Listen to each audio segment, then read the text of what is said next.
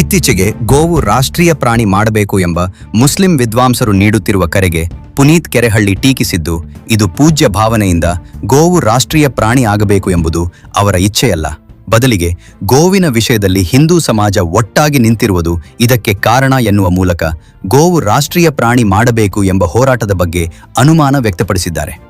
News desk TV 10. ಆ ಗೋವಿನ ರಕ್ತವನ್ನ ಹರಿಸಿಯೇ ತೀರ್ತೀವಿ ಅಂತ ಯಾವ ಸಮುದಾಯ ಹೇಳ್ತಾ ಇತ್ತು?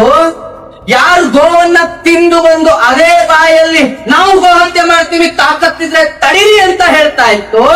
ಯಾರ ಕೈಯಲ್ಲಿ ಆ ಗೋವಿನ ರಕ್ತ ಚೆಲ್ಲಿತ್ತು, ಇವತ್ತು ಅದೇ ಸಮುದಾಯ ಗೋ ರಕ್ಷಕರ ನಿರಂತರವಾದ ಹೋರಾಟದ ಪ್ರತಿಫಲ ಅವರಿಗೆ ಯಾವ ಮಟ್ಟಕ್ಕೆ ತೊಂದರೆ ಆಯ್ತು ಅಂತ ಅಂದ್ರೆ, ಅಣ್ಣ ಮೋದಿಯಣ್ಣ ಅದನ್ನ ರಾಷ್ಟ್ರೀಯ ಪ್ರಾಣಿ ಮಾಡಿಬಿಟ್ಟಿಯೇನ?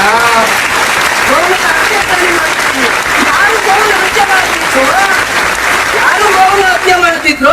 ಇವತ್ತು ಅದೇ ಸಮುದಾಯದ ದೊಡ್ಡ ದೊಡ್ಡ ಮೌಲಿಗಳು ಮೋದಿಯಣ್ಣ, ಮೋದಿಜಿ ಗೋವನ್ನ ರಾಷ್ಟ್ರೀಯ ಪ್ರಾಣಿ ಮಾಡಿ ಅನ್ನೋ ಮಟ್ಟಕ್ಕೆ ಬಂದಿದ್ದಾರೆ. ಇದು ಗೋ ರಕ್ಷಕರ ಹೋರಾಟದ ತಾಕತ್ತು.